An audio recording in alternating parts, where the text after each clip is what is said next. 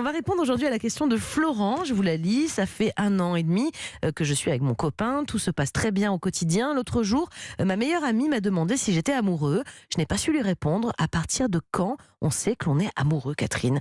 C'est quoi être amoureux d'ailleurs? Est-ce qu'il y a une définition? Est-ce qu'on sait le qualifier? Alors c'est compliqué, effectivement, c'est pas une question simple parce que on pourrait dire que c'est une émotion forte liée à l'autre et le besoin de voir l'autre, de se réjouir d'être en sa présence. Et évidemment qu'il y a 2 possibilités. Ou c'est je suis amoureux parce que sans l'autre je ne peux pas faire, je ne peux rien faire, ce qui est une version de l'amour qui avoisine une certaine dépendance. Ou au contraire je suis amoureux parce que je me réjouis que l'autre existe, j'ai découvert son existence et le fait qu'il soit là, qu'il soit vivant, et qui plus est que je puisse partager des choses avec lui m'enchante. Et ça, c'est un amour qui est plus joyeux, qui n'est pas lié à l'obligation de faire l'un avec l'autre, même si on peut le souhaiter, bien évidemment. Jimmy? Oui, parce qu'il y a plusieurs façons d'exprimer l'amour. On pense naïvement aux adolescents qui dessinent des cœurs, des trucs un peu... Bon, à l'eau de rose, mais... Au début, quand on est amoureux, c'est un peu les papillons dans le ventre, tout ça. Mais après, ça dure pas forcément des années, Ouais. les papillons dans le ventre. Alors les papillons dans le ventre, c'est souvent les femmes qui le ressentiront, qui le traduiront comme ça. Vous n'avez pas eu de papillons, Jimmy, vous? Ça vous dit rien, les papillons? Si, les papillons, dans le non, mais cœur. après, quand le temps avance, les place pas un amour différent, mais une expression différente de l'amour. Le fait d'être là pour l'autre, quand ça va bien aussi, quand ça va mal. Il n'y a pas qu'une façon de voir l'amour. Bien sûr, et puis encore une fois, je crois que c'est l'intime de l'intime. On pense souvent que c'est la sexualité, mais l'intime de l'intime, ce sont les émotions. C'est pour ça que d'ailleurs les gens ont beaucoup de difficultés à traduire leurs émotions, à exprimer leurs émotions, une sorte de pudeur. Donc ça serait trop à l'eau de rose, diront certains, ou d'autres qui sont complètement énamourés de tout, du moindre battement de cils et de moindre présence, et puis qui s'évaporent tout aussi vite ailleurs.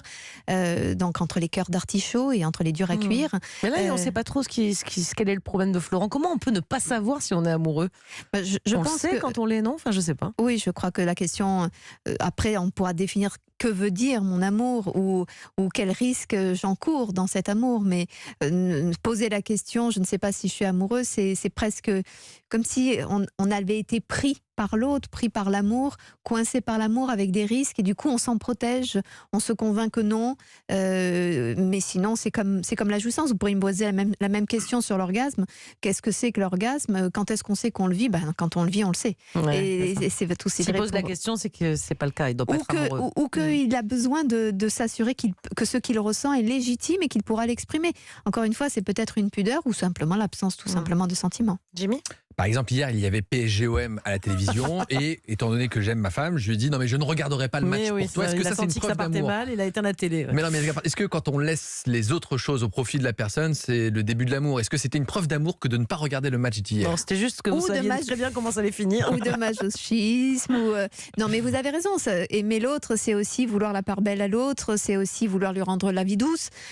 Donc c'est aussi ça, mais on peut aussi, hors cadre, là, on peut avoir du plaisir à être ensemble et à s'aimer profondément les uns et les autres, qu'on sent qu'on parle d'amour au sens amoureux du terme et qu'on veille les uns sur les autres. Donc c'est au sens large. Je pense qu'effectivement, donner de la valeur à l'autre, c'est aussi s'oublier de temps en temps un peu. Oui. Alors si pour Jimmy, mettre le PSG au second plan, c'est un signe d'amour, est-ce que quand on devient... Si le PSG était la maîtresse, alors on fout la maîtresse à la porte au bénéfice de la femme. Alors c'est une façon de voir les choses. Quand on devient un peu jaloux, un peu possessif peut-être, en tout cas, est-ce que ça c'est un signe d'amour?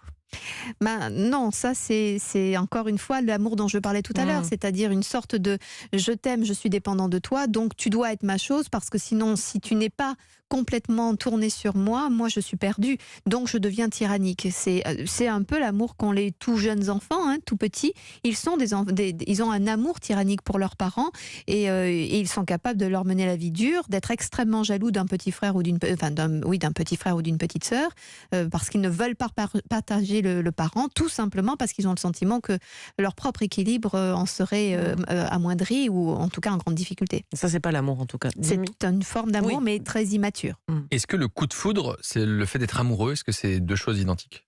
Alors le coup de foudre, tout le monde, d'abord, on peut être très amoureux, on peut être dans une situation énamourée sans jamais avoir ressenti le coup de foudre, puisque comme son nom l'indique, c'est un coup de foudre.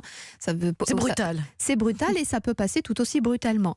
Mais il y a une sorte tout d'un coup de révélation, comme si l'autre s'éclairer d'un seul coup de façon merveilleuse, avec une aura incroyable, et peut-être que c'est simplement un enchantement qui... C'est plus la passion, c'est pas l'amour. Alors c'est un truc. Non, le coup de foudre, c'est un moment précis qui va se suivre d'amour ou d'élan passionné, mais pas nécessairement qui sera le gage du plus grand amour pour l'autre. C'est encore une fois des formes différentes en fonction des émotions différentes.